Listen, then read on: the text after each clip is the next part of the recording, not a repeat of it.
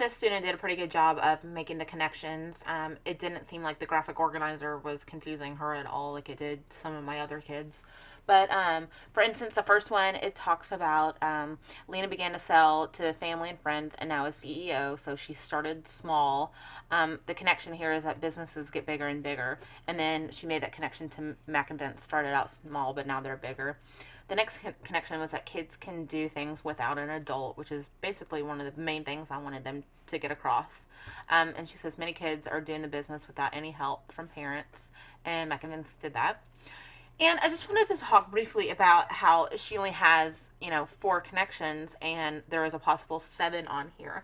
And one thing that my kids constantly do that drives me absolutely crazy is they will say, well, how many do I need to do? And I don't know. Like, I have no idea how many connections you have in your brain. That's kind of what I tell them. I'm like, I don't know. I can't get in your brain and tell you how many connections you have.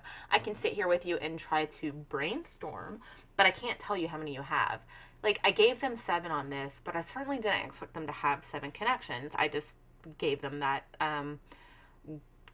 option. And then conversely, with other things, when it's something that's maybe not so personal, when they're not making connections, when they're doing something else, and I'll give them another graphic organizer, like a Venn diagram, for example, of 2 characters. They'll say, well, I don't have enough room, so I ran out of room in the circle, so I just quit.